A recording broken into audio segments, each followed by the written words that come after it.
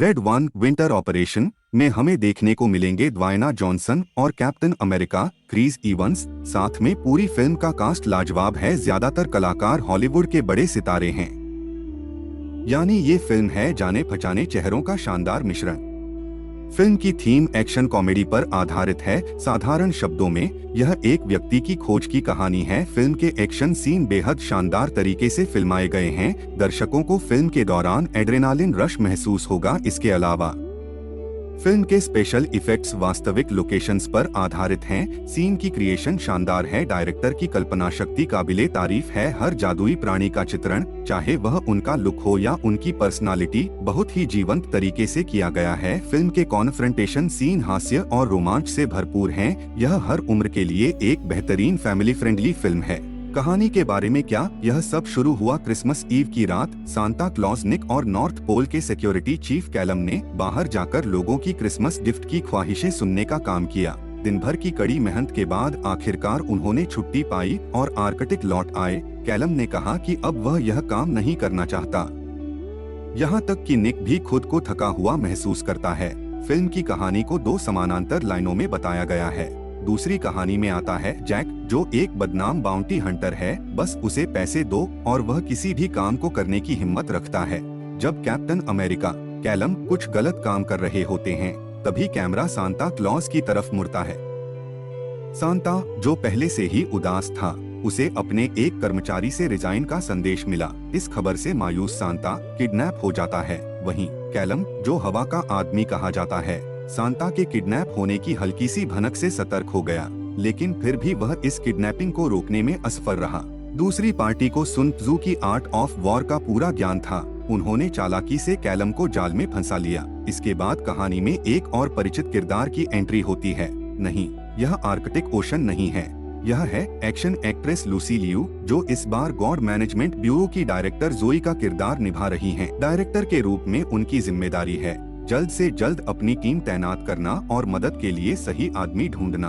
उन्होंने तुरंत जैक को पकड़वाकर अपनी टीम में शामिल कर लिया। बाउंटी हंटर जैक की मदद से कैलम ने तुरंत नेटवर्क लाइन ट्रैक की और रहस्यमय आदमी के संभावित ठिकाने का पता लगा लिया। इसके बाद टीम ने वहां पहुंचकर दुश्मनों से घमासान लड़ाई शुरू कर दी। लड़ाई के केंद्र में था मिक्सू आइस सिटी का जाना पहचाना स्नो किंग को नहीं। हालांकि ये बर्फ के पुतले दिखने में प्यारे लगते हैं, लेकिन उनकी ताकत को कम मत आंकिए। इनमें फ्रीजिंग स्किल्स भी हैं, जो किसी को भी जकड़ने में माहिर हैं। लेकिन कैलम और जैक भी साधारण योद्धा नहीं हैं।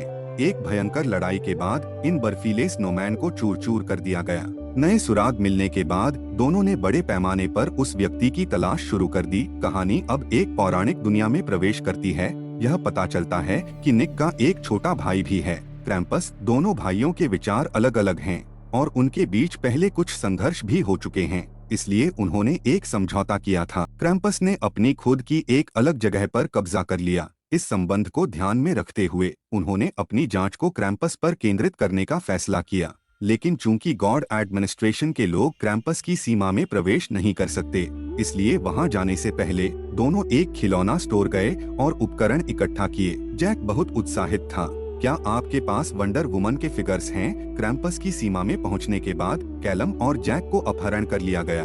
भागने के लिए कैलम को क्रैम्पस के साथ एक खेल खेलने के लिए मजबूर किया गया और परिणाम सबको करारी शिकस्त मिली। मेरी माने तो अगर ये दोनों मिलकर एक बड़ा गेम शो शुरू कर दें, तो इसे देखने वालों की कमी नहीं होगी।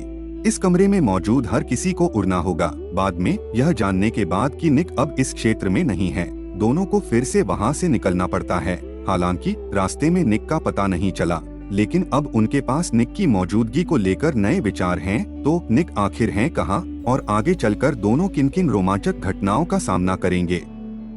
यह सब रहस्य है। सच जानने के लिए आपको सिनेमाघर जाकर खुद देखना होगा। कहना पड़ेगा, मुझे यह फिल्म वाकई काफी आरामदायक लगी। कैप्टन अमेरिका और ब्लैक एडम डेली बुगल के बॉस को बचाने निकलते हैं। ये सब पुराने परिचित हैं। कैप्टन अमेरिका और मोरी की नोकझोंक वाली दुश्मनी पूरी फिल्म में कई मजेदार पल लेकर आती है। हंसी से भरपूर और काफी हल्के फुल्के अंदाज में बुना गया प्लॉट, कॉमेडी के तत्व भी बड़े ही चतुराई से जोड़े गए हैं। कहानी में विरोधाभास का सेटअप भी मजेदार है। ऊपर से देखने पर पूरी फिल्म एक ऐसी कहानी बयां करती है। एक किडनैपिंग केस से शुरू हुई घटनाओं की श्रृंखला ने कई टकराव और मजाकों को जन्म दिया। लेकिन अगर फिल्म के मुख्य संदेश को देखें तो यह किसी को खोजने का यह सफर असल में सुपर हीरो के आभा से रहित एक साधारण व्यक्ति का रोमांच है। मजाकों के पीछे छिपा है असली आत्मा की एक अनोखी यात्रा। इसके अलावा कहानी की पृष्ठभूमि मुख्यतः काल्पनिक है, जिसमें नॉर्स माइथोलॉजी को वास्तविकता में बदलने का आभास होता है। चाहे वह हेडलेस हॉर्समैन का घोड़ा हो या स्नोमैन का डिजाइन, हर चीज में एक अनोखी रचनात्मकता है। डायरेक्टर ने दर्शकों के लिए एक अद्भुत यूटोपिया तैयार किया है, जिसका लुक बेहद अनोखा है, लेकिन सस्पेंस और एडवेंचर के साथ साथ फिल्म की पारिवारिक भावनाएं भी दिल को छू जाती हैं। अंत की बात करें तो मैं इससे बहुत संतुष्ट हूँ। यह सर्दियों में मिठास का एहसास देती है, इसलिए मैं आपसे दिल से आग्रह करता हूँ कि अपने दोस्तों और परिवार के साथ सिनेमा घर जाकर इस ऑडियो विजुअल दावत का आनंद लें और नॉर्स शैली का अनुभव करें। ठीक है, यह इस वीडियो का अंत है। आपका इस एपिसोड को देखने के लिए धन्यवाद। अगली बार फिर मिलते हैं।